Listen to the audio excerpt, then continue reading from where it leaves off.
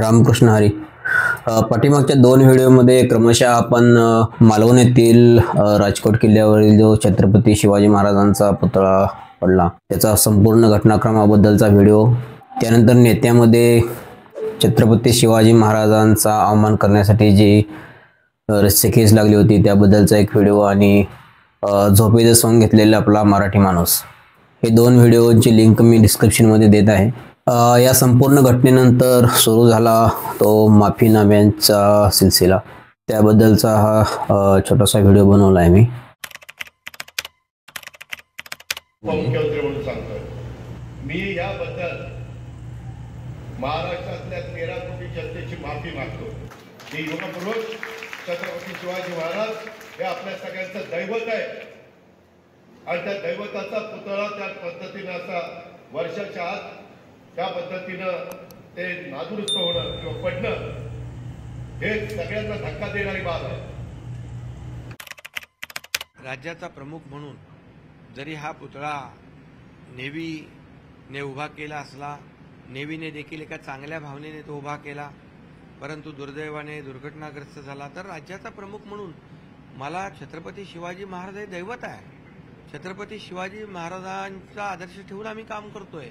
त्यामुळे छत्रपती शिवाजी महाराजांची माफी मागणं, क्षमा मागणं, हे तर एकदा नाही, छत्रपती शिवाजी महाराजांच्या पायावर डोकं ठेवून नतमस्तक एकदा नाही 100 वेळा व्हायला मी तयार आहे.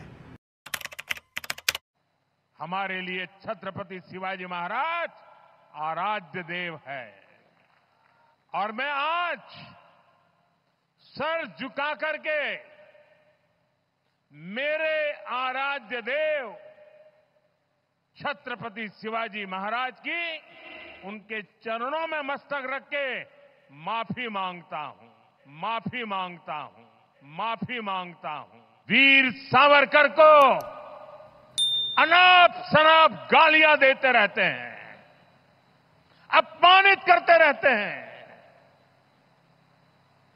देशभक्तों की भावनाओं को कुचलते हैं. उसके बावजूद भी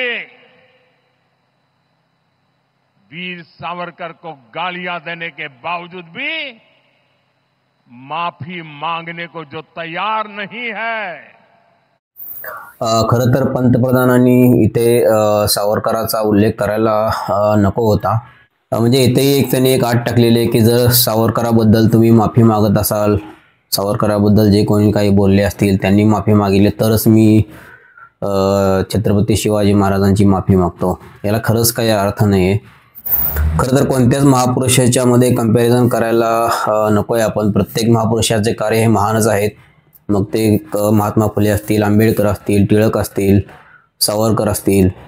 माफी मागतानाची जी नम्रता असायला हवी ती सुद्धा नम्रता दिसत नाही पंतप्रधानांच्यामध्ये. ते माफी सुद्धा अशी मागत आहेत की असं एखाद्याला दम दिल्यानंतर कसं आपलं बोलणं असतं त्या दमातमध्ये, त्या जोशमध्ये माफी मागत आहेत.